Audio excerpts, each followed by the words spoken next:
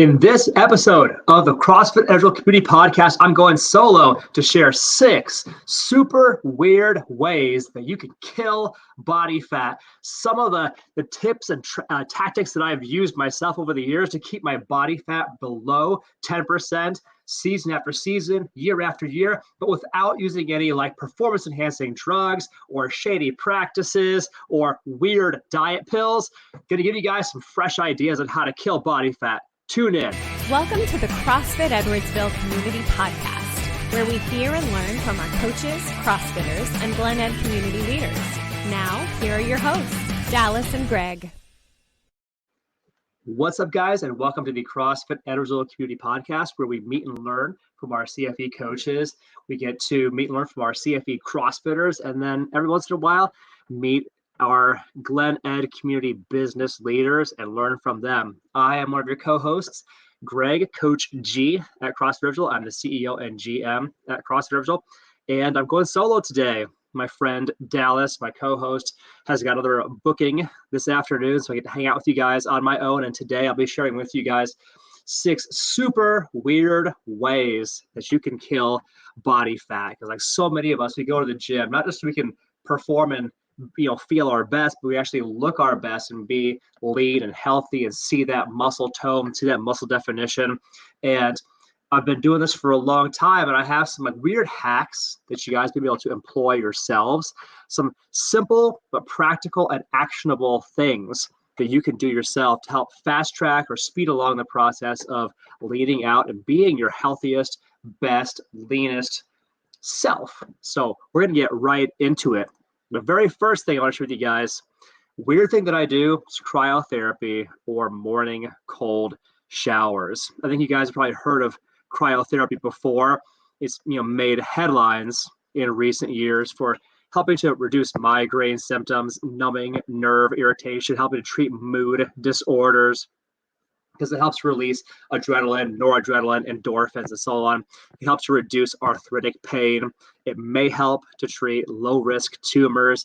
It helps prevent dementia and Alzheimer's disease. It can help with atopic dermatitis, other skin conditions. So there's a lot of stuff that cryotherapy and cold exposure can help you with. Myself, the way that I employ cryotherapy is every morning I take a cold shower, and I'll describe what this means right now and also where I started. So right now, I get up in the morning, I use the bathroom, wash my hands, put my contact lenses in, check the clock, and then start the shower as cold as possible. And I jump in and I stay there for a certain number of breaths, which right now is 200.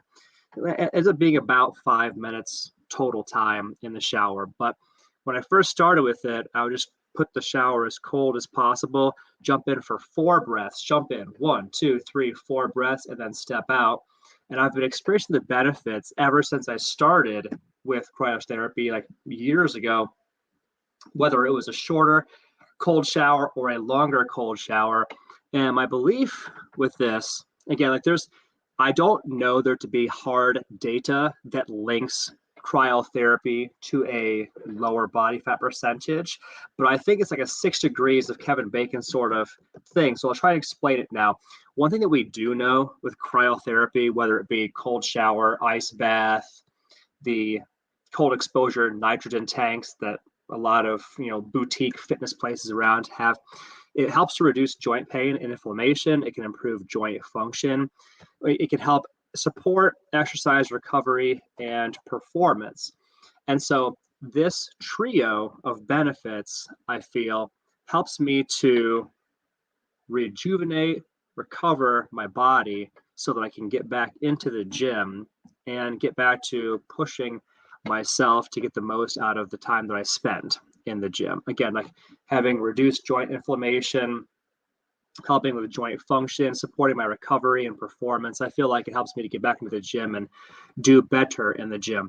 Now, I will fully say, though, I do feel like the benefits to cryotherapy are more mental than physical. That while there are physical benefits, I feel like it's the daily, day in, day out ritual of facing down this uncomfortable experience, the coldest possible shower every morning, I feel has trained me to be calm and just embrace discomfort.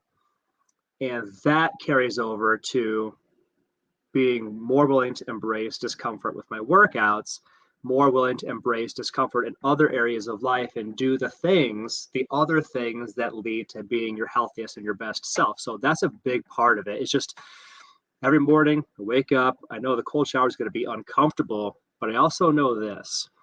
After that cold shower, my body definitively feels awake and refreshed and alert. I feel like my muscles, my joints, my tendons are a little bit rejuvenated. My wits are heightened.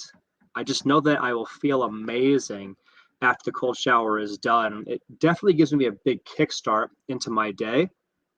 And I have a hypothesis, can't prove it, have a hypothesis that my metabolism is higher after cold showers because the cold showers, there's such a kick to the pants. It's such a shock to the system that I think it revs my system up in a big, big way. And I feel like that also throughout the day helps me to be my leanest and best metabolize my food. So that's the very first one is cryotherapy or morning cold showers. Number 2, I eat something green at every meal. Second weird hack for being my leanest, I eat something green at every meal. This is just a mental shortcut that I use anytime that I sit down to have a meal. I'm always seeking something green to be a part of it. In my breakfast every day, ton of spinach I use in the preparation of my eggs in the morning, and green beans. I love this stuff. It's just delicious. At my lunches, broccoli or avocado. At my dinners, broccoli again. Sometimes other greens, leafy greens. In different seasons of my life, asparagus, not so much now, but the punchline I've just found that if I have the mental framework of every time I eat, I'm going to consume something green, almost universally, there are exceptions, but almost universally, anything consumable and green is probably relatively high nutrient density, meaning there's a lot of minerals, a lot of vitamins, a lot of nutrients, and I am allocating at least a piece of my meal toward this healthy thing, which is probably to the exclusion of something else. Like if I make a point of consuming a lot of spinach at a meal, I make a point of consuming a lot of, broccoli or avocado at a meal, I am actually nourishing and filling my body with something that is probably healthier than whatever the alternative would be. Just, for example, some kind of processed or refined carbohydrates that I might have instead. I'm not having that, I'm having the green thing. And I'm getting the benefits of the nutrients, which helps me to cognitively perform at my best, which can help me to make better decisions throughout the day, including better decisions in terms of healthy lifestyle behaviors, eating in a healthy way, prioritizing sleep, all of that as well. So this one simple hack, if you just make a point, I'm going to have something green at every meal, not green Jello, but something green, leafy greens, whatever. It'll probably help you as well to experience the benefits and fast track being your healthiest and leanest self. So that's number 2. So number 3, do a meditation or a mindfulness practice. So a lot of us, my audience, people that I'm speaking to, we're very busy people.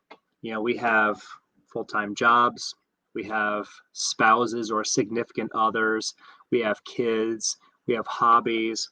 We're trying to juggle 1,000 things every day. We're trying to get the best that life has to offer in a lot of different categories, and it can be just very, very stressful. It can be very easy to fall into the trap of feeling like you're a firefighter, constantly jumping from one crisis to the next.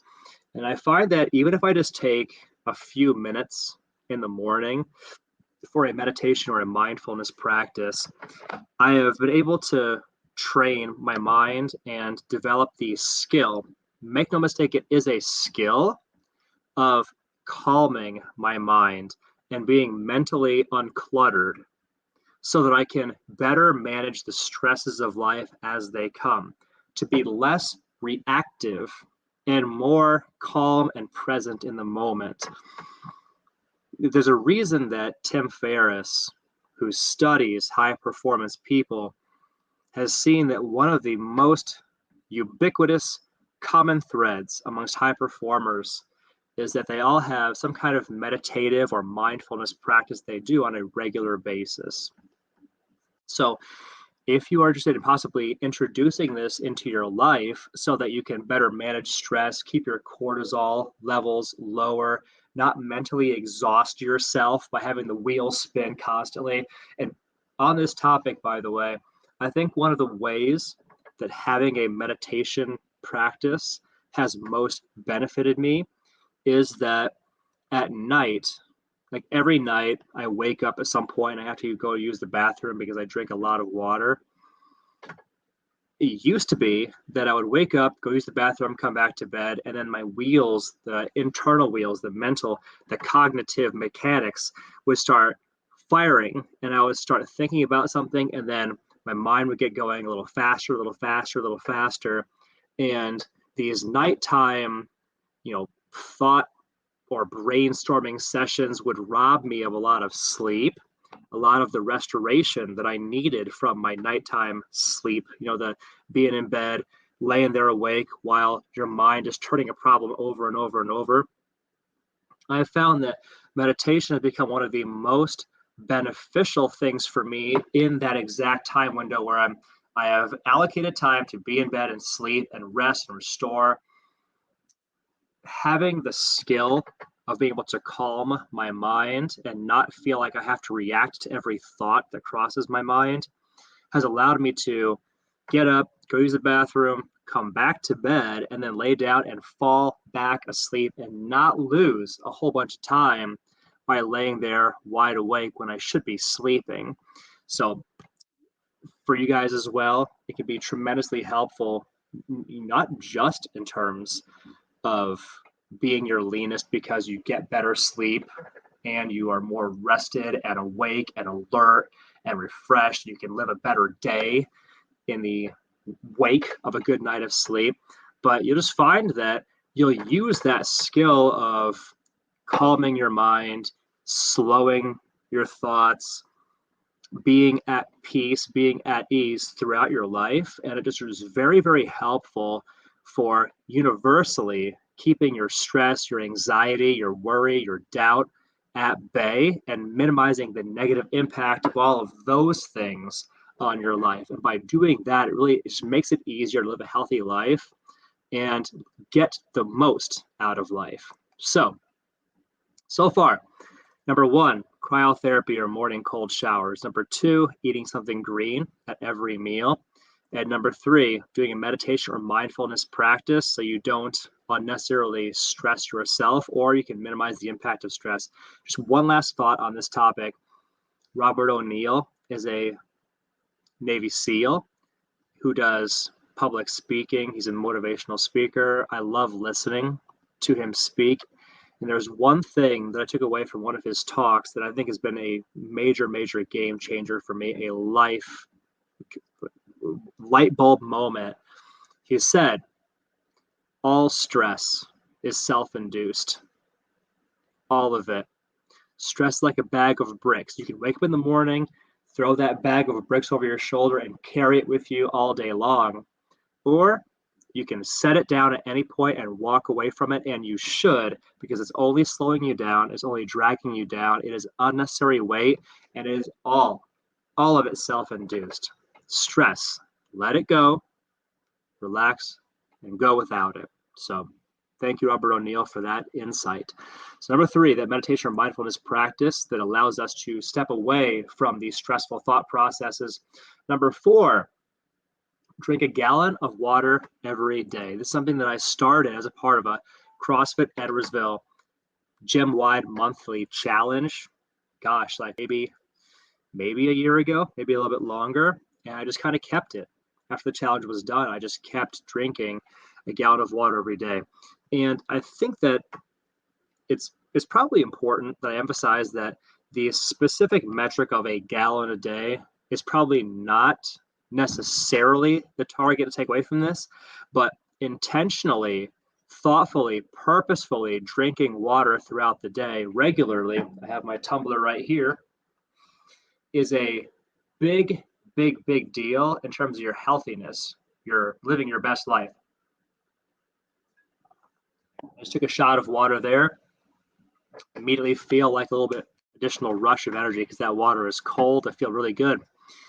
But I think the benefit to drinking water intentionally and purposefully and with a game plan throughout the day is that a lot of times we misinterpret thirst as hunger, and we go and we eat when maybe we should be drinking. Or we get in a habit of drinking soda all day or coffee all day, which I have nothing against coffee. I got cold brew right here. But every time I do a shot of cold brew coffee or whatever coffee, I also do a shot of water. So I got the A and the B, the yin and the yang of that. I think y'all know that coffee is a diuretic. I balance that out by taking a shot of water every time I take a shot of coffee. I'm intentionally drinking water throughout the day.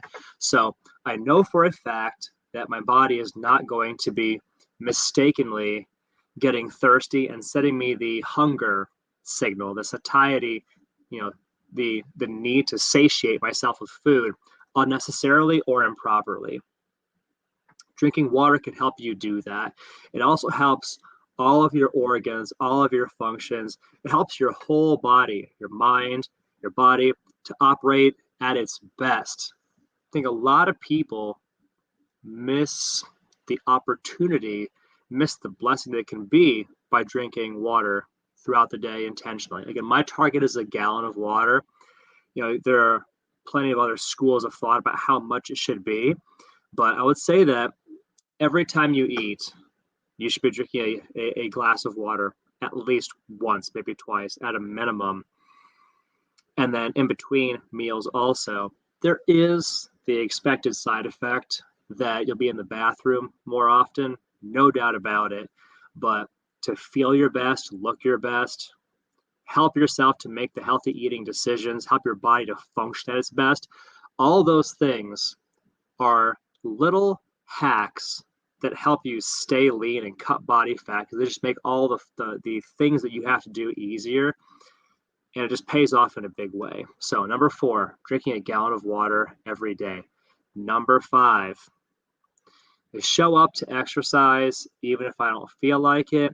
I show up to exercise even if I know I'm not going to be at my best. And this is a big one because I think a lot of people mistakenly take the truism that you should listen to your body.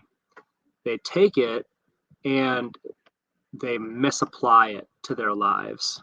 So I'll have to put it this way. If you are going to wait until you feel like it to go to the gym and exercise, spoiler alert, you're never going to feel like it. You're never going to be in the mood. It's never going to happen. And what happens is then you miss more days than you show up. And the next thing you know, your fitness kind of falls to the back burner. You kind of forget about it. You focus on other things and it just doesn't happen. The consistency of showing up day in, day out is so important. So important. I will say too, that many of the days that I show up and I'm like, I am definitely not fully recovered from my last workout. I can tell that I'm not going to be at my best today. If you give yourself the opportunity, you will often find you'll surprise yourself in very pleasant ways. Like the human body is amazing, and you will be wonderfully surprised what you can do if you just show up to the gym and do the warm-up and the stretching that the coaches lead you through. Like your body can feel immediately better just by that part, and then you can actually do a great workout. But that consistency, the daily exposure to the exercise stimulus, to that stimulus for cutting body fat and building useful muscle that is metabolically and calorically expensive to the body, that regular ritual is so crucial that I would say that you should not use the the mind frame of I will go to the gym if I feel like it, or I'll go to the gym if I'm fully recovered from my last workout. I believe those are losing mentalities. It's a losing game, and will ultimately sabotage and undermine your long-term success. Now, this is not me saying that you should exercise through pain. If something, ouch, ouch, this hurts, that's a sign that you should probably not do that thing, which is not the same as saying don't show up to the gym. Show up to the gym. Let's say, for example, you pull a muscle, hamstring muscle, and you're like, okay, I should definitely not be exercising this. This thing needs to rest. You're probably right about that. That hamstring needs to rest, but the rest of you doesn't. Your abs don't need to rest. Your arms don't need to rest. Your upper back doesn't need to rest. And you can still go to the gym, especially if you go to a CrossFit gym where the coaches can tailor and scale and modify the workout to meet you right where you are today. You should not miss a workout. As an example that I've used many times, I rolled my ankle pretty severely a couple of years back. I was severe ankle sprain, and I was on crutches for weeks. I did not miss a single workout. I would still show up, and the coaches would help me to identify what modifications I could do to the program. I did a lot of arm stuff. I did a lot of ab stuff. But I will tell you that when I finally got to where I was off of crutches, my arms were stronger, my abs were stronger, and because it was my dominant leg that had gotten sprained, I did a lot of exercise for my non-dominant leg, and my non-dominant leg caught up in terms of strength to my dominant side. It actually balanced me out in terms of my leg strength. It was a blessing in disguise. Too many people, they tweak their wrist, playing volleyball with their friends. Like, well, I'm not going to the gym today. Like, no, you should still go to the gym. Adapt and overcome. Make the adjustments if you need to. Maybe you can't do something wrist intensive on your right side, but you can still exercise. You should still show up if you don't feel like it. You should still show up even if you're not fully recovered from your last workout. That is point number 5. And finally, point number 6, hack. A weird thing that you can do to help kill body fat. Treat food as fuel. This is so important, I'm going to say it twice. Treat food as fuel for living your best life, for looking your best, feeling your best, performing your best. So many of us, myself included, are raised to treat food as a reward. Hey, you did this great thing in school. Let's go out and celebrate with food. Hey, you got that promotion at the job. Let's go celebrate. Let's get you some food. Now, I am not in opposition to celebrating the victories, the big things and the little things in life. I'm very much in support of that. And I think that whatever gets rewarded gets repeated. So it's so important that all of us actually build in incentives to our lives and that we actually celebrate the big wins, celebrate the little wins. But the key thought process here is that you should not be making food, whether a healthy food or an unhealthy food, you should not be making that the proverbial carrot at the end of the stick.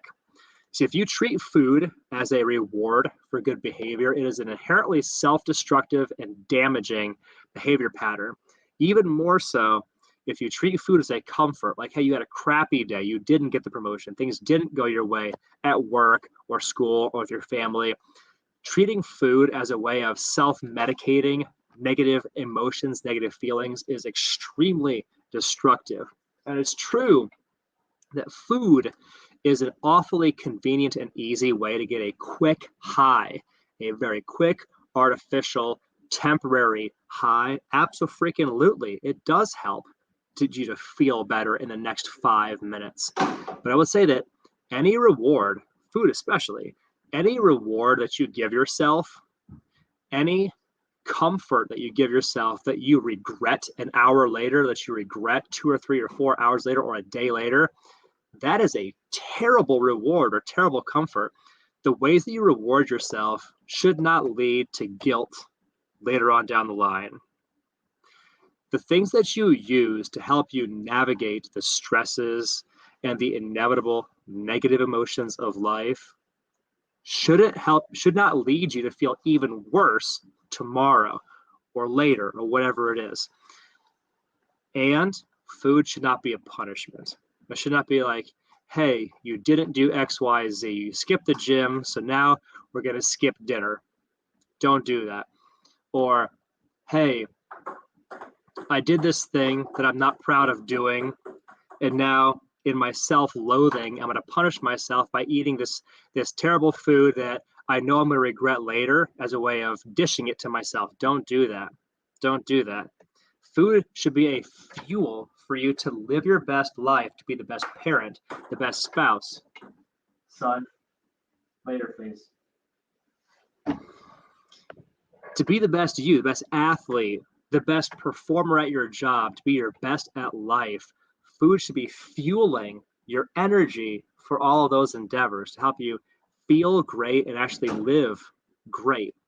It's not a reward for good behavior. It is not a comfort in a season of difficulty, and it's not a punishment. And if you think of food in those ways, it will hamper your progress in leading your best life and leaning out. So make food, re-envision, look at food as a fuel, not a reward, comfort, or punishment. So to recap, 6 super weird things that you can do to keep your body fat low, to kill body fat. Number 1, cryotherapy or morning cold showers. Number 2, eat something green at every meal. Number 3, employ a meditation or mindfulness practice. Number 4, drink more water every day, maybe a gallon of water every day. Number 5, show up to exercise even if you don't feel like it, or even if you're not fully recovered from your last workout. And finally, number 6, treat food as fuel for your best life. And if you guys are interested in learning more about what we do here at CrossFit Edwardsville as coaches, you can visit CrossFitEdwardsville.com or find us on the socials. We're on Facebook, we're on Instagram, we're on Twitter, we're on TikTok, we're on all of these. Instagram being one of our most active platforms with cool photos and videos and features and profiles. Check that out. Google CrossFit Edwardsville. Read our Google reviews. Find us on our website, CrossFitEdwardsville.com. You can learn more there as well. And if you would like, you can book a no sweat conversation with one of our coaching team to learn about what your unique, specific to you fitness journey may look like at CrossFit Edwardsville. Guys, thanks for tuning in to this podcast. Hopefully it was helpful. If you've gotten some value from this, share this podcast, send us a message. Let us know what was most eye-opening, most helpful. Let us know what resonated with you. We'd love to hear from you. We always engage with our listeners at the highest level possible. And we hope to see you guys in the next episode. Have yourselves an amazing day.